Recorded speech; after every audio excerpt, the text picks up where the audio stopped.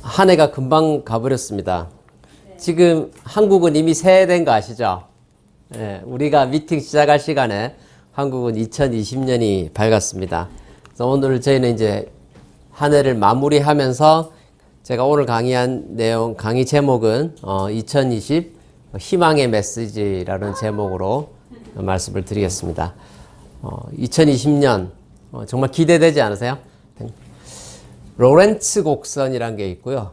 지니 계수라고 하는 게 있습니다.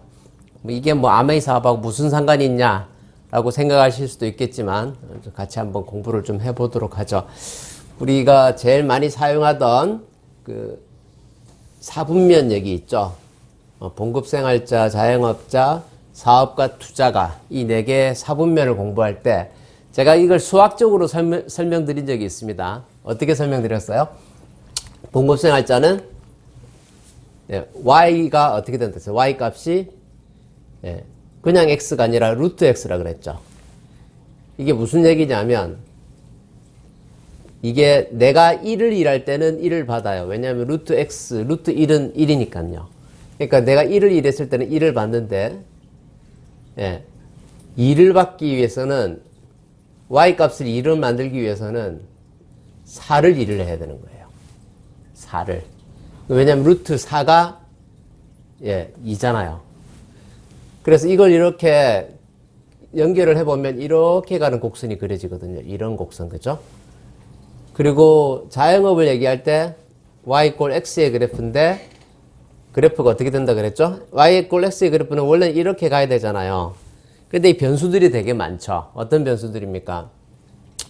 주변 환경들, 경쟁자, 환경의 변화 이런 것들이 그래서 처음에 시작할 때는 마이너스에서 출발해서 일정 시간 올라가다가 운 좋으면 이렇게 계속 갈 수도 있지만 대부분 이렇게 가죠. 그래서 이렇게 가면 망했다는 얘기입니다. 제로 밑으로 떨어지면.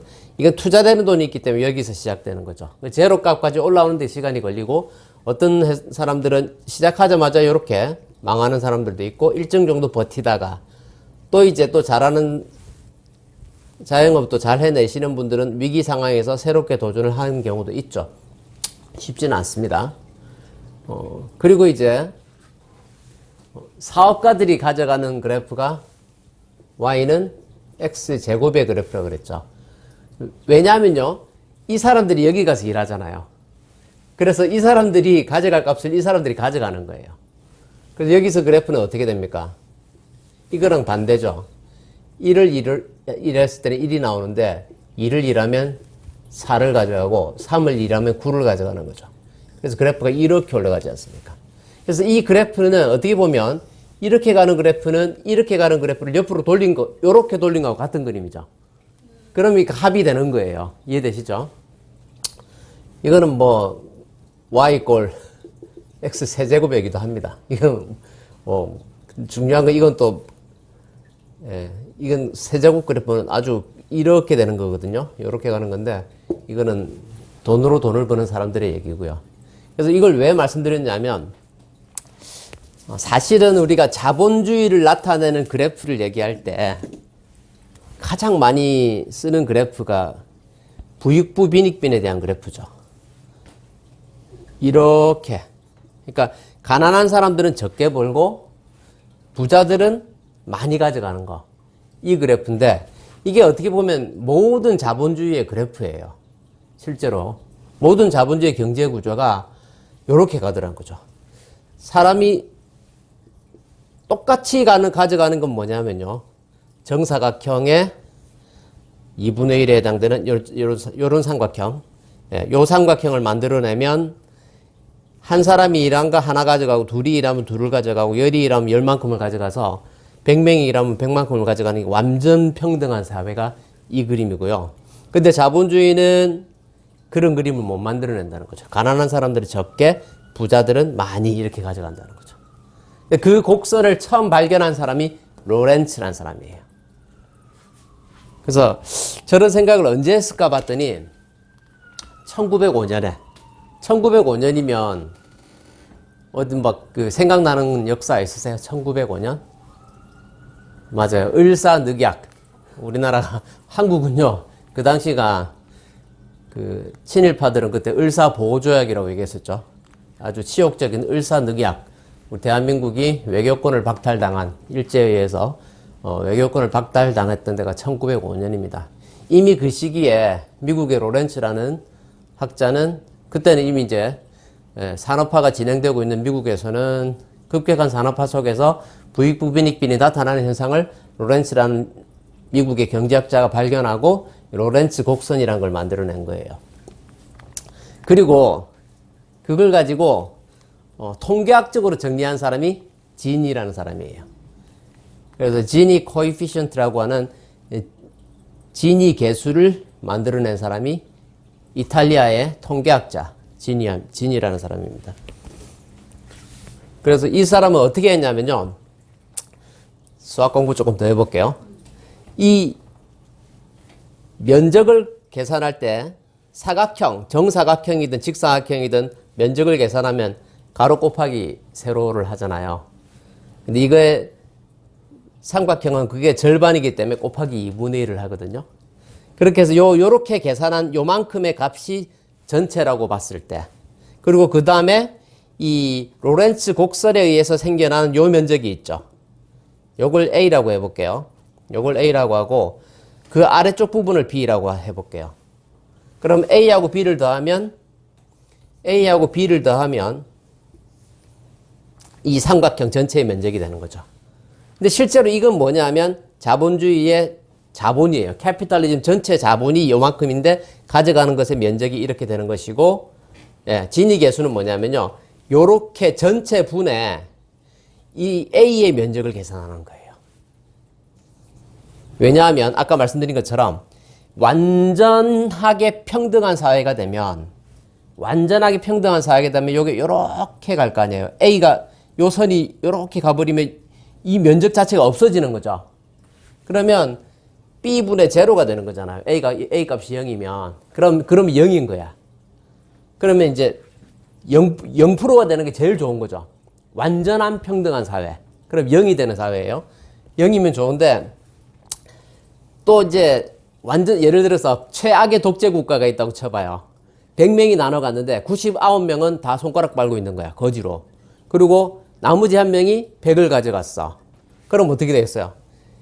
이 그림 자체가 이렇게 와서 끝에 가서 이렇게 가는 거거든요. 그러면 A의 면적이 극대화되고 B가 거의 제로에 가깝게 되죠. 그러면 이거분의 이거가 거의 1이 되잖아요. 그래서 값이 크면 클수록 안 좋은 거란 얘기지. 진위 계수 적을수록, 분모값이 크고 분자값이 적어서 그 숫자의 값이 적어질수록 빈부격차가 적은 사회인 거예요.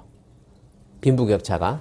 그래서 이 아까 자본주의 값이라고 한 게 뭐냐면 가처분 소득. 그러니까 이렇게 되는 겁니다. 아까 좀 전에 우리가 재정 공부 이경미 사장님 잘 해주셨는데 거기서 이제 해당되는 내용이죠. 가처분 소득, 실질적으로 우리가 소비할 수 있는 돈, 지출할 수 있는 돈 플러스 저축하는 돈.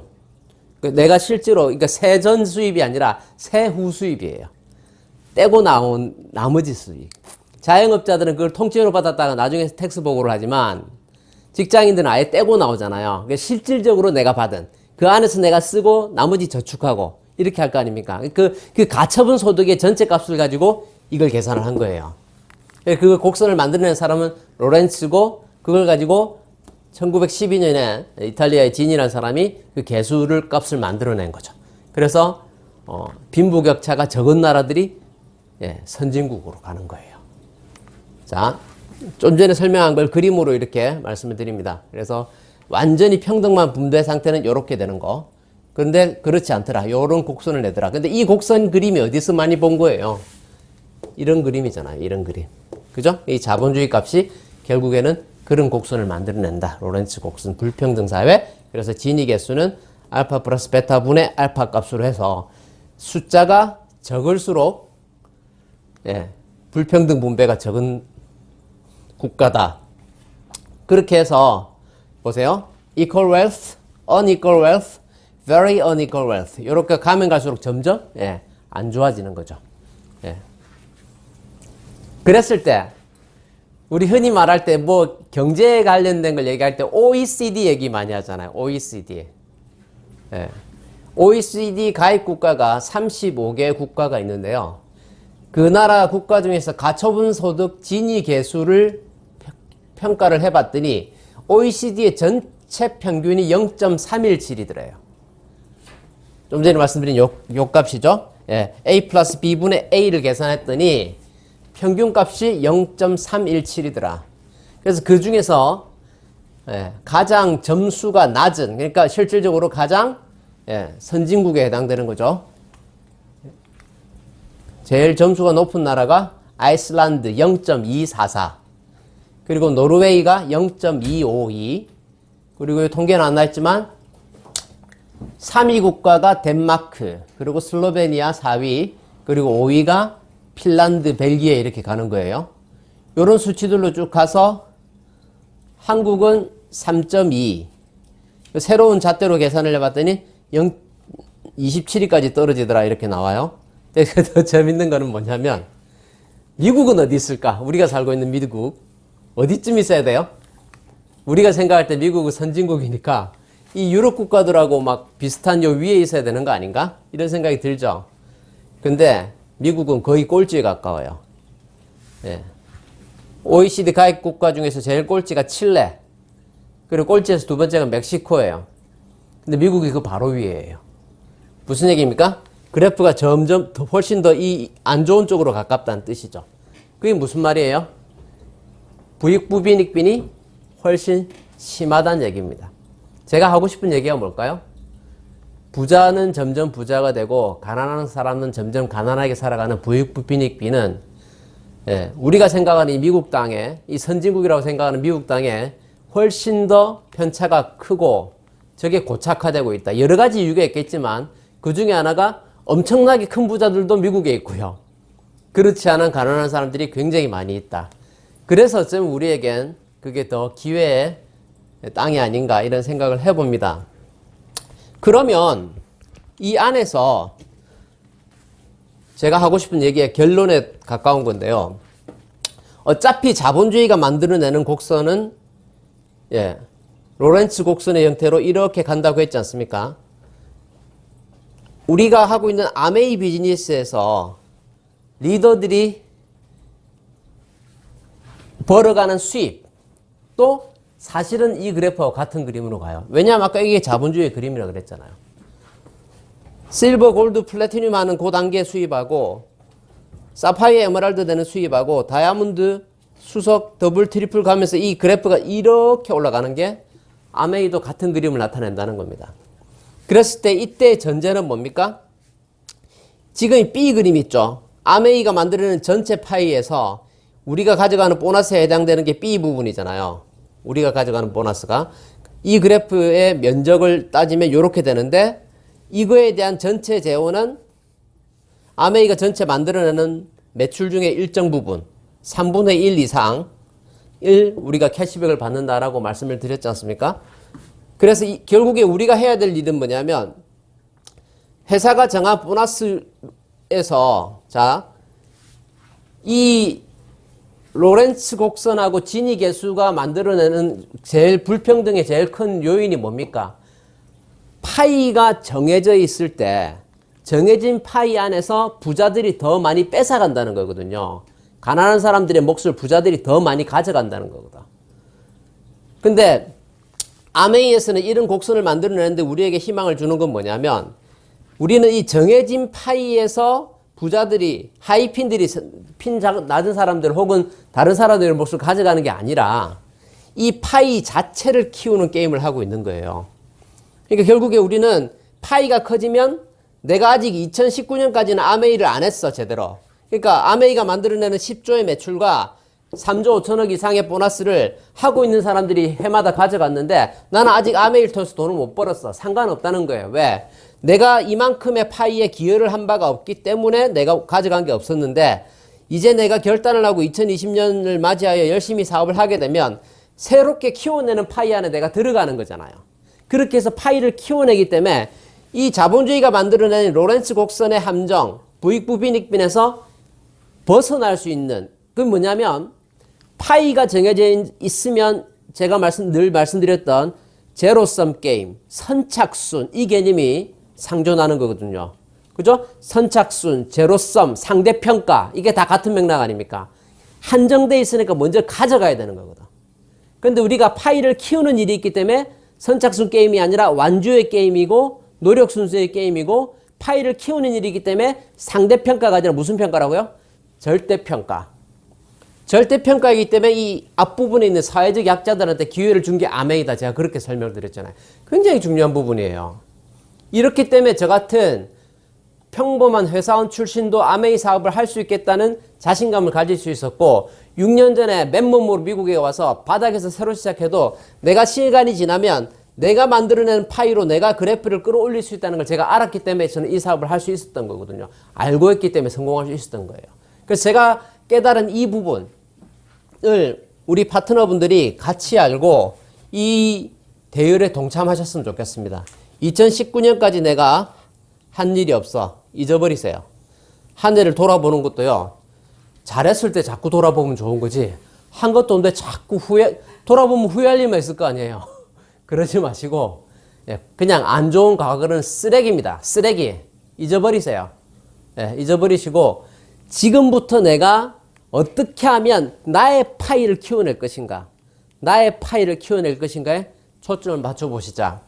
그리고 지난 시간에 제가 누차 말씀드렸지만 자본주의 곡선은 이렇게 가는데 아메이 수입도 이렇게 갔었는데 이 앞부분의 수입을 보존해서 브론즈란 핀을 만들고 브론즈에 해당되는 보너스를 늘려주고 했다고 말씀드렸지 않습니까? 그건 무슨 얘기예요? 이렇게 갈 그래프를 아예 초기 단계에서 끌어올려 준 거잖아요. 이렇게. 그죠? 그렇다고 이 위에서 빼가지고 온 게 아니라 여기를 끌어올려 줬다고 제가 말씀드렸죠. 그 얘기는 뭐예요? 이 파이에 우리가 만들어낸 파이가 아닌 다른 파이에서 회사가 창업자들의 founders, co-founders의 패밀리에서 재원을 우리한테 그냥 임의로 넣어준 거잖아요. 저는 이것에 대한 감사함을 우리가 가슴 절절히 느껴야 된다는 겁니다. 그 말씀을 꼭 드리고 싶어요. 그래서 그렇기 때문에 이제 결론으로 갑니다. 어차피 잘 보세요. 어차피 세상은 불평등해요. 우리 인정해야 됩니다. 이 세상은 어차피 자본주의 사회에서 어차피 불평등하고 불공평해요. 그래서 이 세상이 어떻게 됩니까? 이 부의 불평등 분배가 결국에는 부자와는 점점 부자가 되고 가난한 사람은 점점 가난해지는 부익부 빈익빈이 어떻게 된다? 점점 심화되어 간다는 겁니다. 심화되면서 어떻게 돼요? 고착화돼요. 고착화란 말은 뭐냐면 그대로 굳어진다는 얘기예요. 그 얘기는 이 하위 부분에 있는 사람들이 점프할 기회가 없어진다는 얘기입니다. 거기에 기회를 제공한 회사가 아메이 아닙니까? 이 불평등한 세상에서 자신의 독자적인 사업으로 성공을 꿈꾸는 모든 사람들에게 성공의 기회를 주겠다. 사회적 약자에게까지 모든 사람에게 성공의 기회를 주겠다고 하는 회사가 아메이입니다. 그리고 이 자본주의 사회는 결국에 돈은 소수가 봅니다. 이 우측 상단에 있는 소수의 사람들이 돈을 벌어간다는 거예요. 근데 결국에 우리가 결심해야 될 건 뭐냐면 내가 이쪽으로 이동해야겠다라고 결심을 해야 된다는 것이죠. 그래서 내가 어떻게 해야 된다? 나는 어떤 사람? 내가 돈 버는 소수가 되겠다. 다수가 돈을 버는 게 아니라요. 돈은 결국에 소수가 버는 것이고요. 내가 그 돈을 많이 벌어가는 소수에 내가 들어가겠다라고 결심해야 됩니다. 근데 상대평가의 게임에서, 제로섬 게임에서 파이를 키우는 것이 아니라 정해진 파이를 가지고 경쟁하는 구도 속에서는 나보다 잘난 사람들이 그걸 다 막잖아요. 그죠? 기회를 안 주죠. 먼저 다 선점해버리니까. 근데 아메이 사업을 통해서는 내가 그 돈 버는 소수가 될 수 있다는 겁니다. 그래서 내가 선택한 수단이 아메이 사업인 것이죠.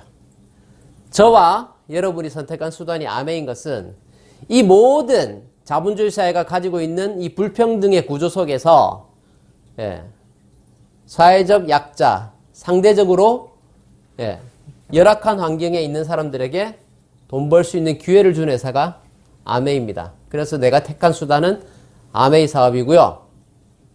그리고 그 아메이 사업 역시 결국에는 소수가 합니다. 제가 여기다가 뭐라고 썼습니까? 아메이 사업은 소수가 해낸다라고 썼습니다. 네, 회원가입에서 물건만 쓰고 있는 사람이 아메이 사업을 한다 이렇게 얘기하는 거는 아니죠. 그죠? 그냥 그분은 쓴다라고 해당되는 분인데, 그래서 저는 아메이 사업은 소수가 해낸다라고 썼습니다. 소수가. 어차피 아메이 이 세상에는요, 아메이를 하는 사람이 많겠어요? 안 하는 사람이 많겠어요? 네? 처음 비전 봤을 때는 내가 처음 아메이 사업을 강의를 들었을 때 각자가 생각해 보세요. 저 처음 사업 설명 들었을 때 너무 가슴이 뛰어가지고요. 오, 빨리 내일에 해가 떴으면 좋겠고, 다른 사람이 알리기 전에 내가 빨리 알려야겠다는 그 조급함이 생기더라고요. 근데 좀 하다 보니까, 이게 그렇지 않다는 걸 알았어요. 왜냐하면 내가 말을 했을 때 알아듣는 사람이 많지 않고요. 알아들은 사람 중에서도 따라하는 사람은 많지 않고요. 예. 그리고 한다고 들어왔다가도 그만두는 사람이 많다는 걸 알았기 때문에. 근데 우리가 꼭 알아야 될 게 뭡니까? 10조 이상의 매출이 계속 생기고 있다는 거예요. 그 얘기는 뭐죠? 누군가는 계속 돈을 벌어가고 있다는 거예요. 내가 어떤 사람이 돼야 돼요? 돈 버는 사람이 돼야 되잖아요. 그래서 나는 아메이 사업을 하지 않는 다수의 입장에서 하고 있는 아메이 우리를 바라봤을 때 해낸 사람을 보면 부럽겠죠. 아직 해내는 과정 속에 있는 업앤다운 속에서 크고 작은 스트레스를 받아가면서 참아내고 이겨내고 포기하지 않고 가고 있는 여러분을 봤을 때, 예? 잘 되기를 바라는 마음도 있겠지만 저놈 잘 되면 어떡하지 하는 마음도 있을 거예요. 왜냐하면 사촌이 땅을 사면 배가 아픈 게, 예, 그런 분들이 좀 계시거든요. 그래서 우리 각자가, 여러분들이 결정하셔야 됩니다. 뭘 결정해요? 내가 아메이 사업으로 성공하는 소수가 되겠다라고 결정하셔야 돼요. 다시 말씀드리지만 선착순은 아닙니다. 노력 순서고요. 먼저 깃발 꽂았다고 이기는 게임 아닙니다. 오래되셨다고 성공하시는 거 아니에요. 지금 들어오셔도 성공할 수 있는 게 아메이예요. 왜? 지금까지 다 설명드렸잖아요. 제로섬 게임 아닙니다. 내가 오늘 깃발을 꽂고요. 내일부터 내 파일을 키워나가는 거예요. 차곡차곡 파일을 늘려나가면 아메이는 약속한 보너스 스케줄에 따라서 우리에게 약속한 만큼의 돈을 돌려줍니다. 핀을 인정해주고 돈을 돌려주고, 그리고 내가 그 파일을 점점점 키워내면서 파이가 커짐에 따라서 그 누구도 뺏어갈 수 없는 나의 파이가 만들어지는 거예요. 그래서 그것만 결정하시면 돼요. 하지 않는 다수가 되지 마시고요. 하는 소수가 되시고, 해내는 소수가 되겠다고 누가 결정한다? 내가 결정한다. 내가 결정한다. 어차피 소수가 돈 버는 거니까. 그래서 2020년 나의 목표는 뭐다? 각자의 핀을 한번 적어 보십시오. 내년 이 시점에서 내가 어떤 핀으로, 어떤 네트워크의 사이즈로 얼마만큼의 파일을 키워서 2021년을 맞이하게 될 것인가 하는 그런 상상을 해보시라는 거예요. 간절하게. 제가 감성적으로 어프로치하지 않았죠. 새해를 맞이하는 막연한 기쁨이 있겠지만 논리적 접근을 통해서 수학적으로, 경제학적으로 제가 설명을 드렸습니다. 분명히 해낼 수 있는 사업을 우리가 택한 것이고요. 그렇기 때문에 우리는 반드시 해내셔야 된다는 것입니다. 그래서 인생의 주인공이 한번 되어봅시다. 제가 좋아하는 영화 중에 하나가 탐 크루즈 주연의 마이너리티 리포트라는 영화가 있어요. 대부분 다 보셨겠죠. 아주 유명한 영화니까. 여기서 마이너리티라는 표현은 우리가 흔히 얘기하는 소수민족 이런 쪽하고 다른 얘기고요. 미래를 예측하는 3명이 있는데 그 중에 소수의 의견, 3명이니까 다수결로 가는데 1명이 의견을 내면 그거는 마이너리티 의견인 거예요. 그거에 대한 리포트를 무시해서 일어나는 일들, 뭐 그런 게 영화의 내용인데, 그 옛날에 만든 영화인데 지금 보면 이 영화에서 나온 대로 세상이 변해간 게 되게 많아요. 영화하고 아무 상관없는 얘기를 할 건데요. 저는 마이너리티라는 표현을 주목을 하고 싶습니다. 돈은 어차피 소수가 버는 것이고 이 세상에 돈 버는 사람은 소수예요. 그리고 이 세상에 아메이를 하는 사람도 소수예요. 그쵸? 그리고 우리는 어차피 소수 민족이에요. 미국에서. 그래서 탐 크루즈만큼 제가 잘나진 못했습니다만, 액션도 그만큼 하지 못합니다만, 이번 어치버 매거진에 소개된 저희 영상이죠. 예. 2013년에 그 촬영이 시작된, 슈팅이 시작된 영화예요. 주연이 리치 앤 민 리고요. 예. 제목은 뭐냐면 Minority of the Minority입니다. 예. 우리는 어차피 소수민족이고 그 안에서 또 아메이를 하고 있는 사람은 더 소수예요. 그렇기 때문에 어차피 소수가 벌어가는 자본주의 시장이라면 우리는 아메이로 소수 중에 소수가 되어서 minority of the minority가 돼서 최고의 큰 성공을 만들어내겠다는 비전을 세웠습니다. 그래서 이 영화가 일단 파운더스 크라운 앰버서더가 될 때 영화 상영이 끝나겠죠. 그러면 그게 촬영이 끝나겠죠. 개봉은 아마 2029년쯤 할 거라고 생각되고 그 영화를 보고 또 수많은 사람들이 자기들의 마이너리티 리포트를 만들어낼 거라고 생각되는데요. 오늘 이 시간을 빌어서 저희는 저희 사진을 넣어서 영화에 대한 비전을 말씀드렸습니다만 우리 함께 하시는 분들 각자가 주인공이 되시는 내 인생의 주인공, 우리 라이프타임의 영화를 한번 만들어 보면 어떨까? 내가 이 생을 마감하는 그 순간에 우리가 살아온 그 모습을 되돌아보면서 또 누군가가 동기부여를 받고 또 누군가가 아메이 사업을 결단하고 또 많은 누군가의 소수민족인 누군가가 그분이 아프리카에서 오신 분이건 동남아시아에서 오신 분이건 혹은 저처럼 한국에서 40대 중반에 이민 온 사람이건 그 누구라도 아메이란 세계 안에서 각자의 영화를 만들어가서 그 영화 속의 주인공이 될 수 있는 우리 모두가 되었으면 하는 바람입니다. 우리는 마이너리티 중에 마이너리티입니다. 그렇기 때문에 다른 데서는 사회적 약자일지 모르지만 아메이에서는 그것이 오히려 기회가 된다.